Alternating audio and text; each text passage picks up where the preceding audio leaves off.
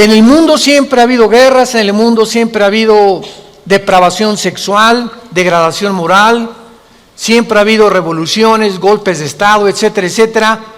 Pero nunca todas estas situaciones u eventos habían convergido como en el momento en que nos encontramos actualmente. Si hiciéramos un breve panorama geopolítico alrededor del mundo, nos damos cuenta, ¿verdad?, que de México hasta abajo, hasta la Patagonia, están las naciones latinoamericanas e iberoamericanas ardiendo, por todos lados protestas, en Hong Kong protestas, en Irak protestas contra el gobierno.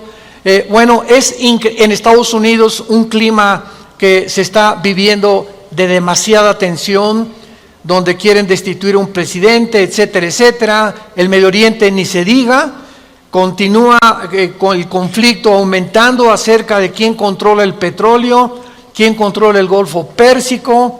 Estados Unidos abandona a los kurdos, que es el grupo étnico entre Siria y Turquía, que defendieron a Estados Unidos durante la guerra del Golfo Pérsico, y vemos un mare magnum en el mundo donde volteamos y estamos preguntándonos, en medio de tantas cosas, ¿quiénes son los buenos y quiénes son los malos? ¿Quién tiene la razón de todo lo que oímos en los periódicos, en la televisión? Unos dicen una cosa: golpe de Estado, no fue golpe de Estado. Revolución, no fue revolución. Los kurdos esto, Estados Unidos por acá. Y estamos en medio de un mundo verdaderamente confundido. Sin embargo, la Biblia nos muestra que nosotros no debemos vivir en confusión. Ya cuando un cristiano dice, no sé quién tiene la razón, o creo yo porque los medios de comunicación, recuerden algo, ¿verdad? Los medios de comunicación, televisiones, radios, etcétera, etcétera, muchas veces tergiversan, las noticias de tal manera que llegan a manipularnos y hacernos creer lo que ellos creen. Entonces, dependiendo quién está detrás de los medios de comunicación, qué ideologías o qué filosofías o quiénes son los dueños de CNN o de BBC News o de Fox News, etcétera, etcétera, o en México, dependiendo quién se encuentra detrás, es la clase de mensaje que envían.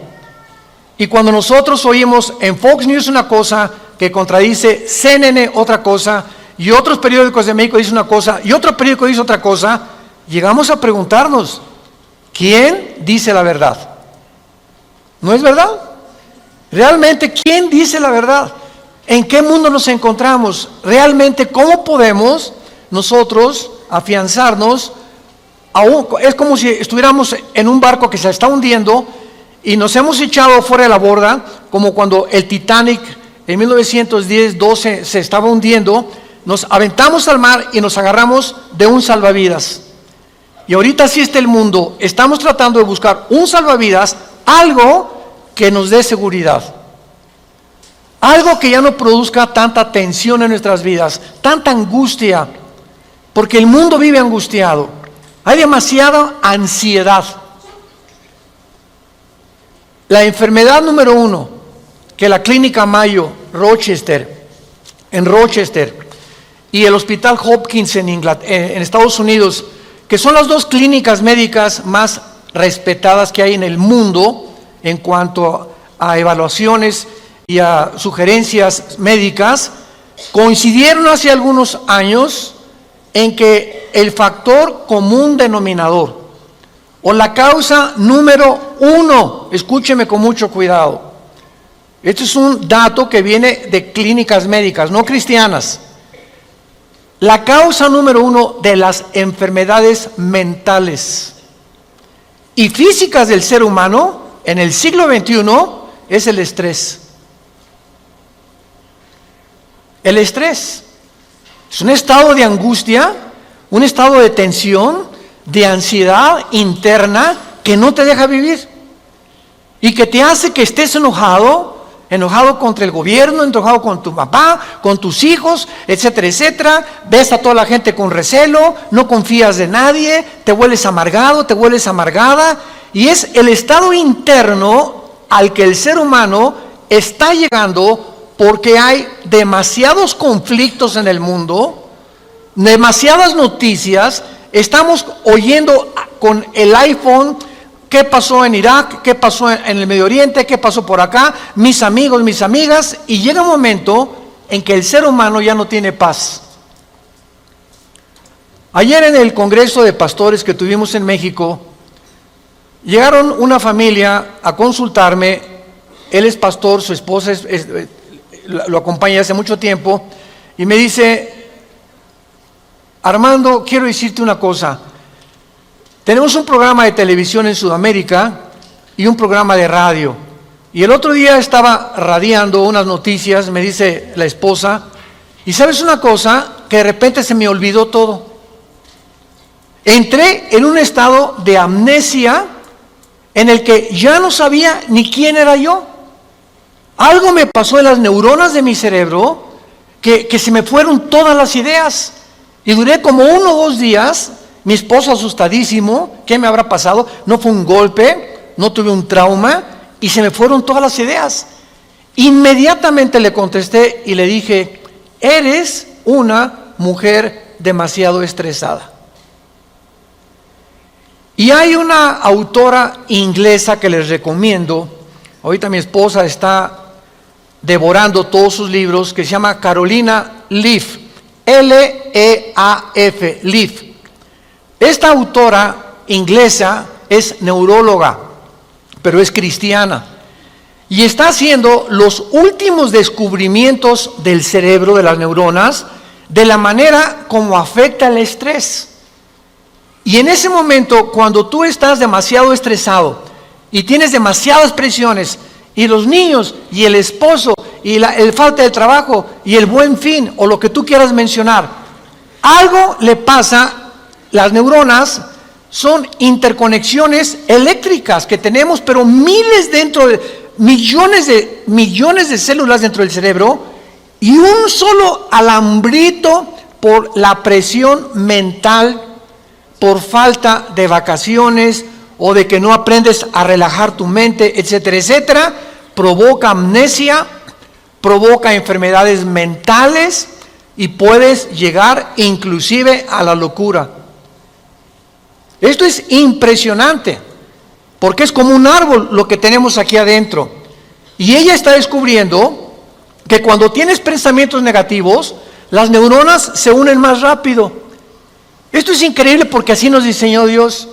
Y cuando tenemos pensamientos negativos, las neuronas comienzan a tratar de desconectarse y vienen zonas negras en el cerebro que te impiden pensar coherente y lógicamente. Qué interesante que Filipenses 4:8 diga en la Biblia: en esto pensar, todo lo que es bueno, todo lo que es justo, todo lo que es buen hombre, ocupa tu mente pensando cosas positivas. Porque la gente que está continuamente pensando el mal, o qué mal hacer, o estar negando a Dios en su mente, algo afecta las neuronas del cerebro científicamente. Y cuando venimos a la Biblia nos damos cuenta, ¿verdad?, que se están derrumbando todas las ideologías. El comunismo ya no es el comunismo, porque el comunismo que yo practiqué, por ejemplo, ustedes muchos saben que antes de que yo fuera cristiano fui comunista, fui ateo. A los 12 años me decepcioné de la religión que nos inculcaron y llegué a negar a Dios. Las religiones son un engaño, todas quieren explotar a la gente. Estos eran mis pensamientos. Tenía el Che Guevara arriba de mi cuarto con un póster inmenso de él, y Marx y Engels y Lenin, etcétera, etcétera. Y para mí ese era mi mundo y era lo que yo creía era la respuesta, un sistema ideológico para poder cambiar la sociedad. Sin embargo, cuando descubrí, ¿verdad?, que este sistema era completamente contradictorio, como se demostró en 1990, que cayó el comunismo en Europa, cuando Mikhail Gorbachev confesó que era una ideología. Para que seas comunista, número 1, tienes que ser ateo. Escúchame con mucho cuidado. Número 2, tienes que ser darwiniano. O sea, tienes que creer que al morir no hay nada. Que vas a la tierra y que no hay Dios y ahí acabó. No hay otra vida, no hay mundo espiritual, no hay ninguna otra dimensión. Número 3, tienes que ser humanista, no humanitario, humanista. O sea, tienes que creer que el hombre tiene las respuestas para sus problemas. Ese es el humanismo. Cuando creemos que nosotros podemos resolver la pobreza, las injusticias, etcétera, etcétera. Que es la historia del fracaso de la Liga de las Naciones Unidas, la OTAN, la OEA, llámale como quieras. El hombre es incapaz de resolver los problemas que van más allá de nuestra capacidad para resolverlos. Ese es el humanismo. Entonces, si no hay esta plataforma, no eres comunista, es una mentira. Y ahora los últimos comunistas o los últimos demócratas o los últimos que han tratado de implementar diferentes sistemas de pensamiento, se dan cuenta que están ya mezclando una ideología, comunismo con democracia, con capitalismo, porque no ha funcionado. Porque es la confusión a la que hemos llegado. Y como dijo don Teofilito en México, ni lo podremos alcanzar jamás. Porque no hay ningún sistema de gobierno perfecto. Decía Winston Churchill, entre los sistemas de gobierno, el mejorcito es la democracia, pero no es perfecta tampoco. ¿Por qué? Porque somos seres humanos que necesitamos a Dios. Necesitamos a Dios. Necesitamos una guía, necesitamos un manual, necesitamos una luz. Y por eso el mundo está perdido completamente. Me decía el otro día un piloto que es vecino de la casa de ustedes donde vivimos, de American Airlines, me decía: Armando, le digo, oye, cuando tú vas en el avión allá a 10,000 metros, 10 kilómetros arriba de la superficie de la Tierra, 33,000 pies, 35,000 pies, ¿cómo le haces para saber si no vas para acá o no vas para acá, o vas subiendo o vas bajando? Porque la cabina del piloto es pues muy poquita, nada más ve lo que está enfrente. Me dice: Armando, sería imposible que nosotros piloteáramos sin instrumentos. Los instrumentos nos muestran claramente la dirección que vamos a llevar, a qué altura estamos, etcétera, etcétera. Sin instrumentos, un capitán de un barco en medio del océano no sabría cuál es el norte, el sur o a dónde irse si no tuviera una brújula. Y así nosotros no sabemos a dónde ir si no tenemos instrumentos, si no tenemos un mapa que nos ha dejado Dios, que se llama las Sagradas Escrituras. Y haríamos bien en estar atentos a este libro como una antorcha que alumbra en lugar oscuro, hasta que el lucero de la mañana salga en nuestros corazones. Vamos pues a abordar este tema y esta serie, porque ante todos los eventos que está el mundo atravesando actualmente, que amenazan nuestra tranquilidad, nuestra familia, nuestro futuro, provocan ansiedad, angustia. ¿Qué pasa si pierdo el trabajo? ¿Qué pasa si el peso pierde más valor ante el dólar? Si cae el petróleo, si viene un gobierno en México, o si viene una guerra nuclear. Todas estas cosas producen ansiedad, producen incertidumbre, producen intranquilidad. Y Dios no quiere que vivamos así. Dios quiere que en medio de este mundo tengamos una esperanza, tengamos una seguridad de que las cosas van a mejorar. Que lo mejor de nosotros está por delante. Y que aunque el mundo sea cubierto de tinieblas, en nosotros debe haber luz. Porque somos la familia de Dios, que dio a su Hijo en una cruz hace 2000 años para que pudiéramos comprender el mensaje del Evangelio, de las buenas noticias, de la gracia de Dios en su Hijo Jesucristo. Podemos saber exactamente, y este es el tema que vamos a abordar en toda esta serie, podemos en la Biblia encontrar datos, información que nos digan en qué tiempo de la historia nos encontramos. ¿Podríamos realmente decir con seguridad nos encontramos a 10 años de que Cristo venga, o a 5 años de que Cristo venga, o nos encontramos al borde de un caos nuclear o estamos en la orillita de la autodestrucción del ser humano, esta información se encuentra en este libro. Porque cuando comienzas a escudriñar este libro y nos comenzamos a ver que Dios nos comienza a despejar incógnitas y los velos negros que nos impiden ver hacia adelante comienzan a ser quitados por la luz del Espíritu de Dios, comenzamos a caminar con confianza en la vida. Si yo estoy en una cueva oscura, yo no sé si dar un paso por acá porque no veo, está tan oscuro que a lo mejor está ahí un murciélago o una roca o algo, pero si alguien me da una lámpara, ¿qué hace la lámpara? Inmediatamente me alumbra 4, 5, 10 metros hacia adelante, y con esa lámpara puedo caminar con confianza porque voy viendo dónde voy pisando, ¿correcto? Bueno, así es exactamente en el mundo espiritual. El mundo ahorita no tiene lámpara, están así. ¿Será melón? ¿Será sandía? ¿Será ya sabes quién? Por aquí, por allá, ¿y para dónde? Esto, ¿tendrá razón ellos? ¿Tendrá razón estos? ¿Tendrá razón este gobernante? Por acá, y así está el mundo. Pero cuando tenemos la palabra profética más segura, vamos a comenzar a caminar con confianza y a darnos cuenta del Dios que nos dice, no temas.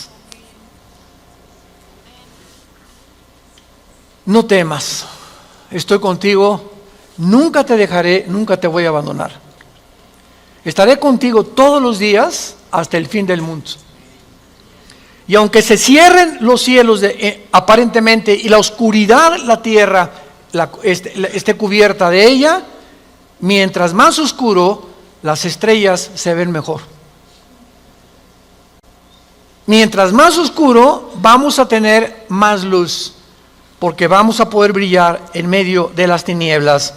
Claro que la Biblia nos va a revelar todos estos sucesos y calamidades antes de que sucedan, para que cuando sucedan corroboremos, comprobemos, confirmemos que Jesús tuvo realmente la razón y que Él es el Hijo de Dios.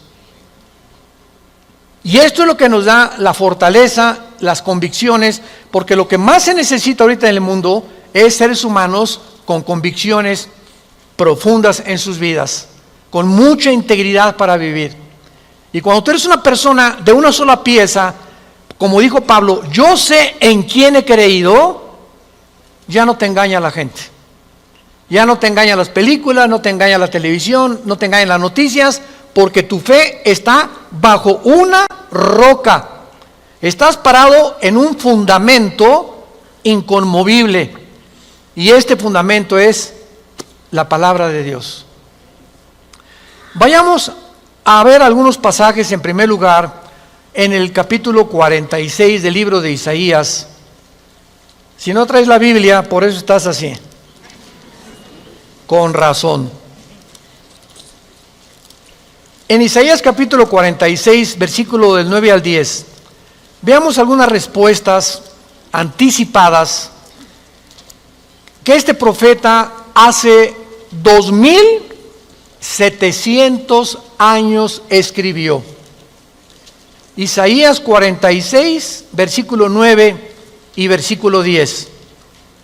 Dice Dios: acuérdense de las cosas pasadas desde los tiempos antiguos, porque yo soy Dios y no hay otro Dios, y nada hay semejante a mí, que anuncio lo porvenir desde el principio y desde la antigüedad, lo que aún no era hecho, que digo, mi consejo permanecerá y haré todo lo que quiero. En este pasaje Dios claramente nos muestra que Él va a demostrar, el Dios de la Biblia, que Él es Dios, y que todos los demás dioses, ¿verdad?, no son realmente más que ídolos, y aunque detrás de todo esto hay criaturas espirituales que se le llama dioses en la Biblia, Él es el Elohim de los Elohim, Él es el Dios de los dioses, Él es el rey de todos los demás súbditos que ocupan el universo. Y que Él nos va a anunciar lo que va a venir para que sepamos algo. Lo que Dios dice va a permanecer. Y va a hacer todo lo que Él ha dicho que va a hacer en la Biblia. Veamos otro pasaje en el Nuevo Testamento, en Primera de Juan. Antes del Apocalipsis está Primera de Juan, para que no andes por el Éxodo. En Primera de Juan, capítulo 4, versículos 5 al 6, el apóstol, el último de los apóstoles de Jesucristo, que murió a los 93, 92 años de edad, fue el último que murió de ellos, escribe, Primera de Juan 4, del 5 al 6, ellos son del mundo, siga con cuidado esta lectura, ellos son del mundo, por eso hablan del mundo, y el mundo los oye. Nosotros somos de Dios, el que conoce a Dios nos oye, el que no es de Dios no nos oye. En esto conocemos el espíritu de verdad y el espíritu de error. Tú prendes el radio y dices, ¿qué quiero oír? La charrita del cuadrante. Bueno, porque eso es lo que quieres oír. Pero al mismo tiempo tu aparatito de tu radio tiene ondas y tiene FM, tiene AM y tiene como 50 estaciones más que tú puedes oír. En el FM 91.13, 1440, etcétera, etcétera, ¿verdad? Pero tú sintonizas lo que tú quieres oír. El mundo espiritual que nos rodea, ahorita aquí cerca de nosotros, todas estas ondas radiales y de video y de televisión están pasando junto a nosotros, pero ese aparatito las capta, son invisibles. Y el hecho que no las veamos no implica que no existen, porque aquí están junto a nosotros. Pero ese aparatito lo prendo y capta esa onda que yo quiero, o hay otra banda más chica, o hay otra más grande, pero capta, repito, la estación que tú quieres bajar del mundo invisible. Y así pasa en el mundo espiritual. ¿A quién quieres oír? ¿A Buda? ¿A Marx? ¿A Che Guevara? ¿A Lenin? ¿A los brujos? ¿A los astrólogos? ¿A quién estás sintonizando en tu mente? Ellos son del mundo. Si tú eres del mundo, vas a oír a los líderes del mundo, a los religiosos, a los brujos, a los que te han prometido que tienen alguna verdad. Y por eso tu vida está como está. Pero si tú quieres sintonizar la frecuencia de Cristo, entona a Cristo en la Biblia. Entonces, por la forma y a quienes oímos, podemos confirmar si somos o no somos hijos de Dios. El que es de Dios, oye a Jesús. Mis ovejas, Juan 10, oyen mi voz y me siguen, y yo les doy la vida eterna. Y no oirán la voz del falso pastor. Y aquí se trata de tu destino eterno, de tu familia, de tu matrimonio, de tus hijos. Tienes que aprender a discernir la voz de Jesús. En medio de tantas voces en la televisión, en los programas, en los radios, en libros que hay que nos rodean por todos lados, ¿a quién estás oyendo? ¿A quién estás leyendo? ¿Qué tipo de lectura tienes? ¿Qué tipo de actividades tienes para saber si tú eres y tienes el espíritu de verdad o tienes el espíritu de error? Muy bien.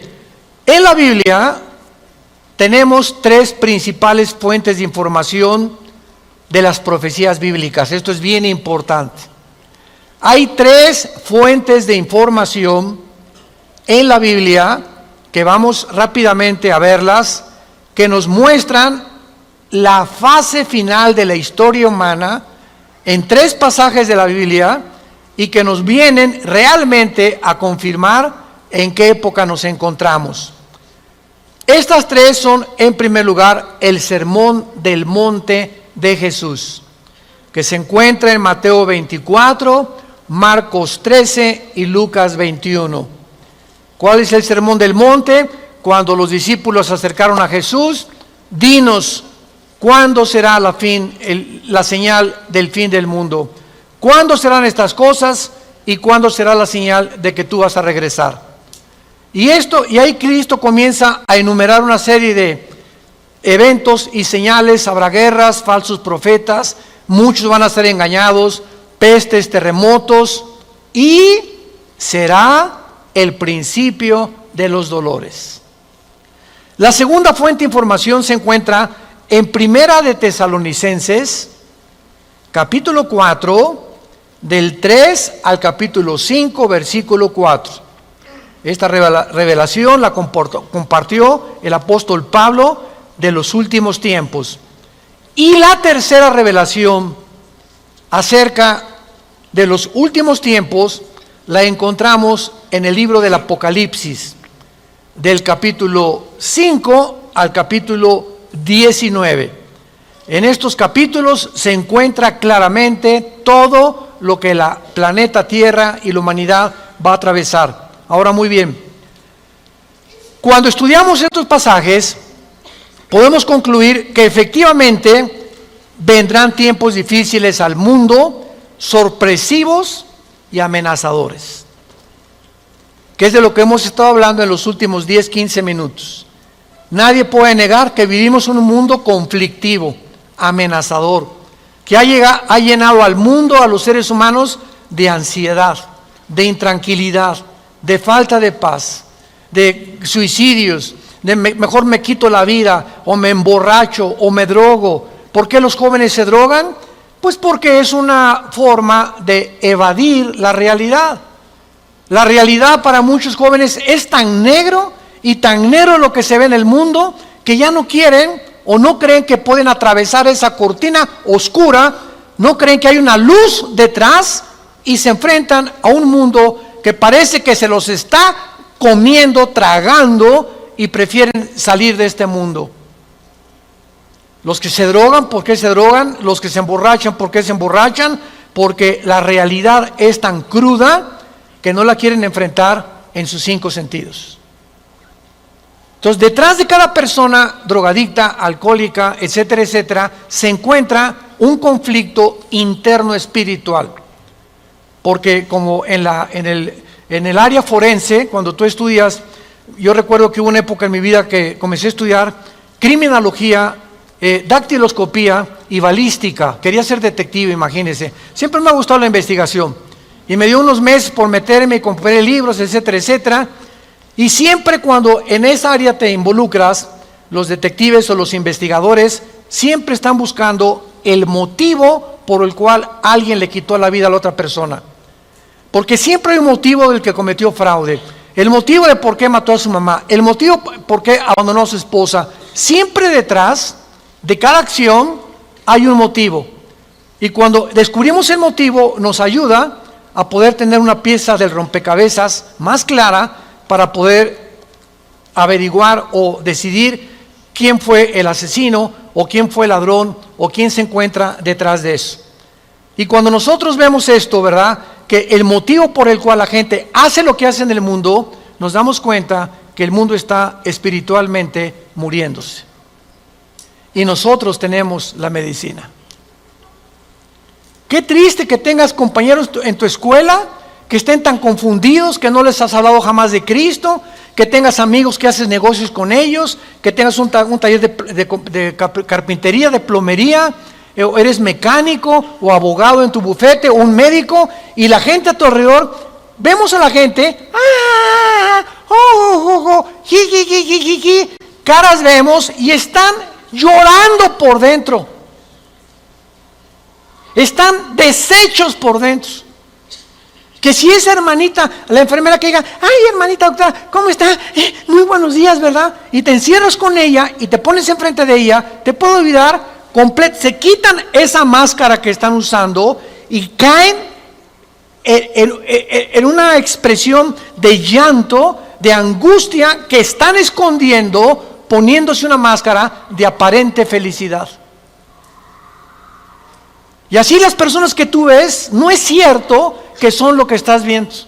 Detrás de cada persona se encuentra un drama. Se encuentran problemas más allá de lo que podemos imaginarnos. Así que nosotros tenemos la respuesta y la medicina, qué estamos haciendo con ella, y vamos a dar cuentas en la otra vida de todas las cosas que nunca cumplimos en la palabra de Dios al compartir el mensaje de Jesucristo. Ahora bien, vayamos a Mateo 24 y veamos rápidamente que del estudio de estos tres pasajes que acabamos de mencionar, el Sermón del Monte, Primera de Tesalonicenses 4 y el libro de Apocalipsis, podemos concluir, para poner el tapiz, el fundamento de nuestra serie que vamos a seguir desarrollando, que efectivamente estamos en el tiempo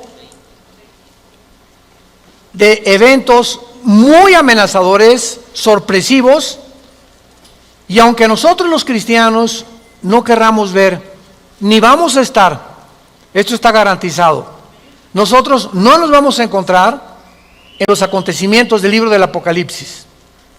La iglesia no va a encontrarse en los acontecimientos de Primera de Tesalonicenses 4, ni tampoco en el Sermón del Monte, más que en lo que les voy a mostrar ahorita. Y no vamos a ver nosotros el Armagedón. Creo que no vamos a conocer tampoco al Anticristo, pero hay algo que vamos a atravesar para que nos vayamos preparando y para que entendamos que para poder enfrentar lo que se viene se necesita carácter.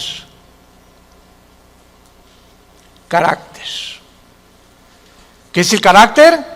Es la formación interna que el Espíritu Santo nos quiere dar, donde estableces fundamentos y convicciones inconmovibles en tu vida. He decidido hacer esto, lo haces. Puntualidad, responsabilidad. Una persona, un cristiano irresponsable, tiene mucho que trabajar con su carácter. Un cristiano que siempre llega tarde a todos lados, tiene que trabajar mucho con su carácter. Decía hace algunos años, cuando Henry Ford hizo el primer carro modelo T, 1904, corría como 25 kilómetros por hora. Su hijo Henry Ford II tomó la Ford Motor Company, la compañía de carros Ford en Estados Unidos, que fue la que más comenzó a vender carros a principios del siglo XX. Y este hombre llegaba a la compañía de Ford y ponía al jefe de la planta, al jefe de la administración, al jefe de la supervisión, ponía a líderes en cada departamento. Y él llegaba cada 2 o 3 meses, y si ese líder no hacía que funcionara la planta que él le había dado, lo corría. Dice, un líder, decía Henry Ford II, es la persona que hace que las cosas sucedan. Y si tú estás al frente de una responsabilidad y no cambias la situación, o no cambias la manera de pensar de los hombres o de tus soldados que tienes bajo tu responsabilidad, tú no eres líder. Entonces, qué importante es que la Biblia dice que todos nosotros debemos ser líderes. Y si somos líderes, tenemos que hacer cambiar las cosas de alguna manera. Vas a hacer cambiar a tu amigo, y vas a hacer cambiar a tu amiga, y vas a hacer cambiar a tus amigos de la escuela, hasta a tus maestros los vas a confrontar algún día. Discúlpeme, maestro, con el respeto que se merece, no venimos del chango. La evolución es una teoría que está completamente destituida desde que descubrieron el ADN en 1954. Por favor, actualícese más, maestro. Entonces, cuando comenzamos a entender eso, es cuando comenzamos a comprender que este mundo, dice la Biblia, la mayoría serán engañados.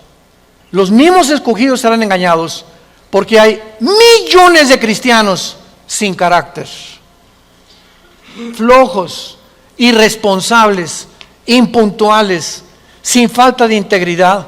A nadie le hablan de Cristo, no comparten las buenas nuevas, no tienen convicciones profundas que los hacen ser gigantes, guerreros de Dios.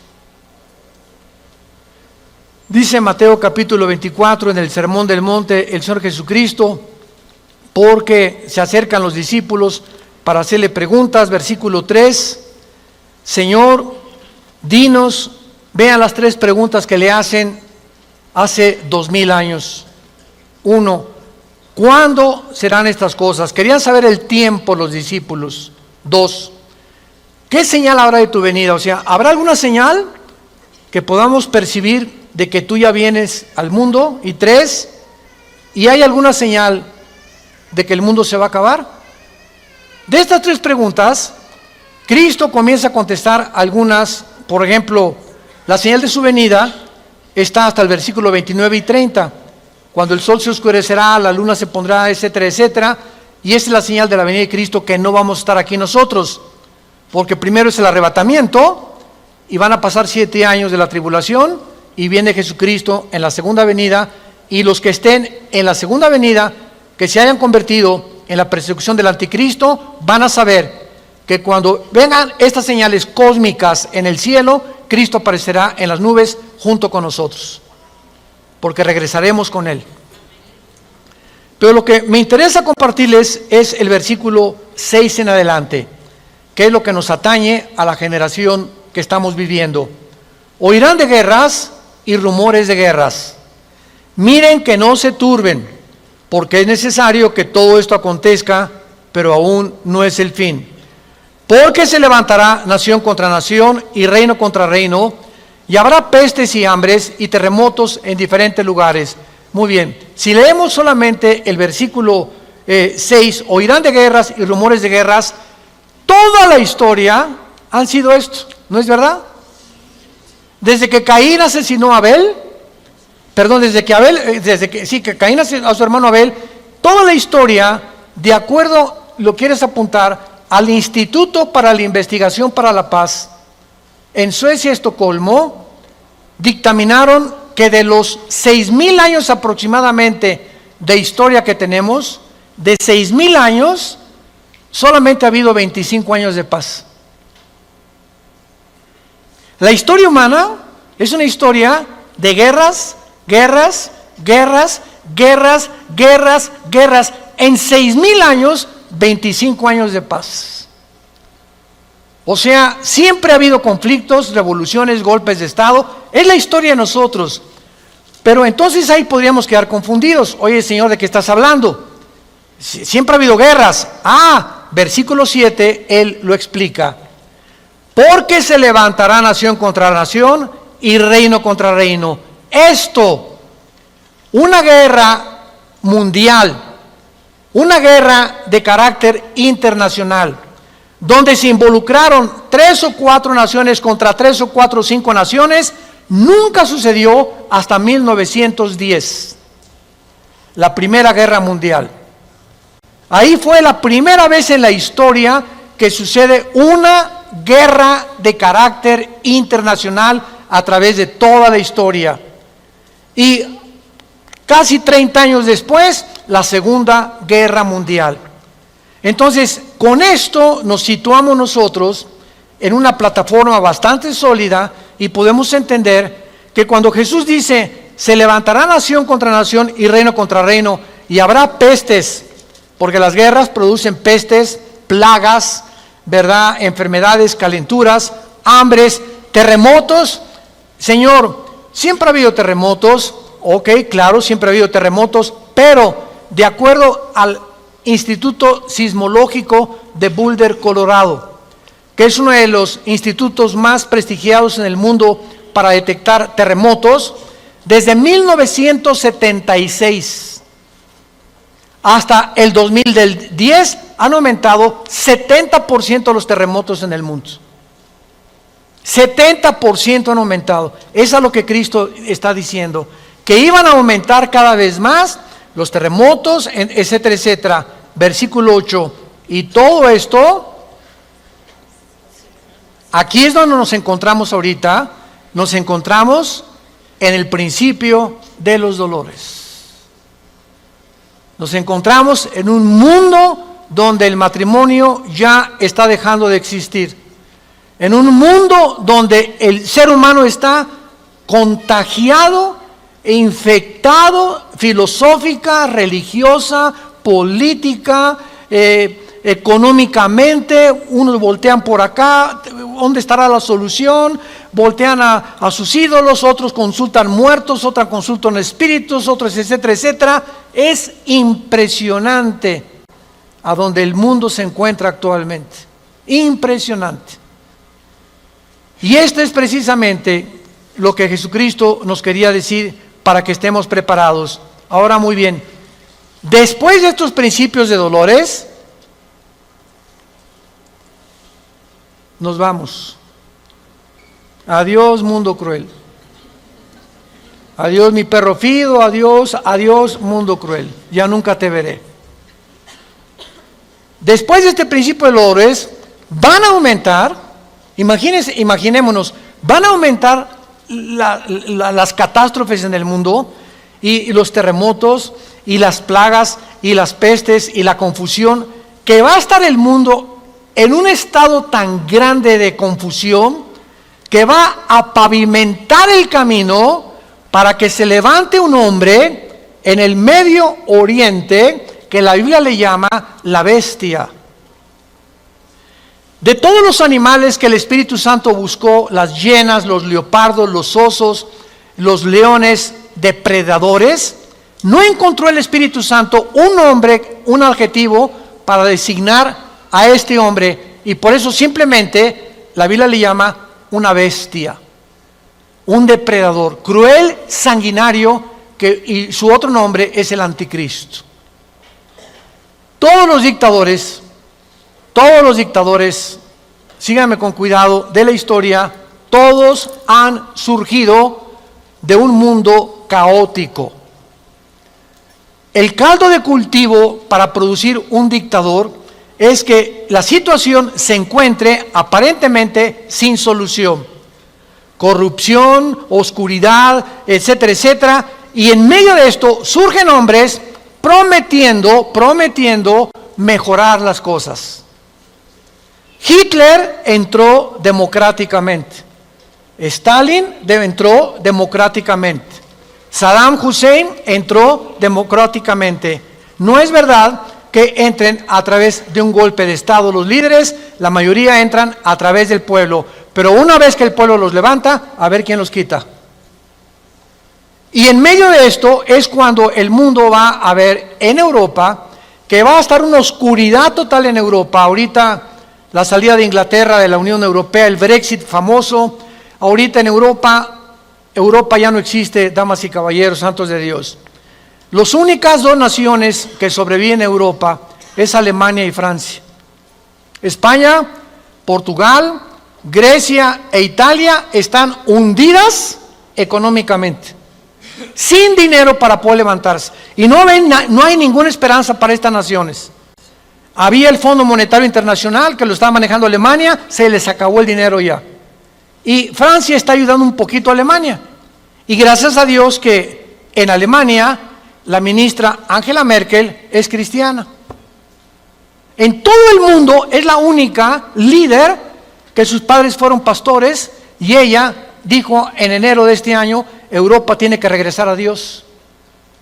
Entonces, Alemania está sobreviviendo, Inglaterra se está yendo sin los impuestos que le pagan las naciones a la Comunidad Europea o a la Unión Europea. Ya no va a haber forma de sostener una Unión Europea, que era el sueño de los europeos después de la Segunda Guerra Mundial. Y está el campo preparado para que surja el hombre, la bestia, el anticristo, el hijo de perdición, que la Biblia profetiza que se va a levantar y va a traer soluciones al mundo. Va a resolver problemas de la pobreza, de la economía, de la política, ideologías, y el mundo se va a asombrar porque este hombre no va a ser un hombre normal. Va a ser un hombre poseído por un principado satánico. Lo hemos visto en otras conferencias en el libro del Apocalipsis, ya no nos da tiempo para eso, pero va a ser un hombre que va a hacer milagros sobrenaturales. Y va a tener a un compadre que en Apocalipsis 13 se le llama el falso profeta, que va a ser, fíjense, un líder religioso unido a un líder político. El líder político, el anticristo, va a usar a un líder religioso para que el líder religioso convenza al mundo de ponerse la marca el 666. Y cuando el líder religioso convence al mundo y haga milagros, este líder religioso, el anticristo lo va a matar. Y va a deshacer la ciudad de donde salga el líder religioso, y el anticristo, a la mitad de los 3 años y medio, va a proclamarse. Según Tesalonicenses capítulo 2, del 3 al 4, se va a proclamar que Él es Dios. Va a entrar al templo judío, va a violar el templo judío y va a hacer que el mundo lo adore como Dios. Pero, ¿será eso posible? ¿Que pueda llegar la humanidad a tal grado de adorar a un hombre como Dios? La historia nos enseña que el hombre no aprende la historia. ¿Se acuerdan de esa frase? Y el que no conoce la historia está condenado a repetirla. ¿Qué pasó con los césares romanos? Los césares romanos mandaron a la gente que los adoraran como dioses. Y los césares romanos se erigieron como dioses. Calígula mata a su familia. Nerón tenía de amante a un niño de 10 años. Era una depravación impresionante. Cuenta la historia que cuando un emperador romano estaba en el Coliseo, cuando vayan a Roma, vayan al Coliseo, es impresionante ver el Coliseo romano. Todavía en el Coliseo romano, cuando vayan a Roma, las manchas de la sangre de hace 2000 años, de los mártires que mataron los leones y quemaron vivos y que arrastraron, ahí están todavía las manchas de la sangre que las han mantenido. Bueno, pues cuenta la historia, ¿verdad?, que estaba el César en un coliseo, en el Coliseo romano, y entonces todo el mundo se tenía que hincar y decirle, salve César. Y un hombre se quedó parado, que aparece en Apocalipsis con el nombre de Antipas. Y entonces se quedó parado y el César le dijo a un centurión, ve por favor y ve que es esclavo, ¿por qué no se hinca? Y el centurión romano fue con Antipas, le dijo, Antipas, tienes que hincarte porque si no te van a matar. Y entonces, y además le dijo el centurión, te van a matar, ¿y no ves que todo el mundo está contra ti? ¿No ves que tú eres el único? Y Antipas contestó, dile al César que si todo el mundo está contra mí, yo estoy contra todo el mundo, porque así murió mi Señor. Lo quemaron vivo en un balde grandísimo de aceite hirviendo. Y por eso Cristo le llama en Apocalipsis mi testigo fiel. Va a llegar un momento, santos de Dios, en que el mundo va a estar contra nosotros y ahí se van a denotar tus convicciones. Y si tus amigos están contra ti y tu familia está contra ti y el mundo está contra ti, nosotros estamos en contra de ellos. Porque nuestra fidelidad es al Hijo de Dios por los siglos de los siglos. Te damos gracias, Señor, por tu palabra.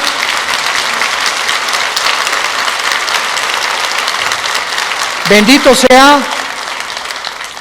sea el nombre del Hijo de Dios, que nos ha hecho renacer su Padre para una esperanza viva por medio de su resurrección de entre los muertos, para que tengamos una esperanza que no puede morir en nuestro corazón y permanezcamos fieles a esta esperanza a la que todos hemos sido llamados. Al gran pastor de las ovejas, nuestro Señor Jesús, es nuestra lealtad, es nuestro amor, es nuestro corazón, porque Él fue el que dio su vida en nuestro lugar. A ti, Jesús, te damos gracias por vivir dentro de nosotros y saber que más pronto de lo que nos imaginamos, vienes por tu iglesia. Vienes por aquellos que han sido fieles hasta la muerte, que han mantenido firmes sus convicciones en medio de un mundo confundido, donde estos hijos e hijas tuyas han permanecido inconmovibles en la fe, aferrados a la roca, a la palabra de vida, que es la que nos ha dado la vida eterna. Te damos gracias, Señor, porque sigues llamando al mundo al arrepentimiento, a que se vuelvan a ti. No somos dioses, somos seres humanos, agentes morales, débiles, vulnerables, irresponsables de todas nuestras acciones, pensamientos y palabras. Y daremos cuenta algún día después de nuestra muerte, de todo lo que hicimos mientras estábamos en este cuerpo que es temporal. Un cuerpo sujeto a la corrupción, pero dentro de nosotros el alma y el espíritu vivirá eternamente. Si tú esta mañana quieres invitar a Cristo y aún no estás seguro de que tienes la vida eterna o segura, dile simplemente estas palabras: Señor, te pido perdón por mis pecados. Creo que en esa cruz pagaste por ellos con tu sangre y que a los 3 días resucitaste de los muertos. Y porque creo que vivo, te pido en este instante, Señor Jesús, que entres a mi vida como mi Señor y mi Salvador. Tendré el poder ahora de la corta vida que me queda, vivirla para ti, conocerte, adorarte y morir en paz, al saber que mis pecados han sido perdonados y que me has amado hasta la muerte. Oramos en tu nombre, bendito Jesús. Amén. Gracias a Dios por esta palabra maravillosa que Dios nos ha dado, la palabra de Dios. Gracias, Señor, por este libro maravilloso que es la Biblia.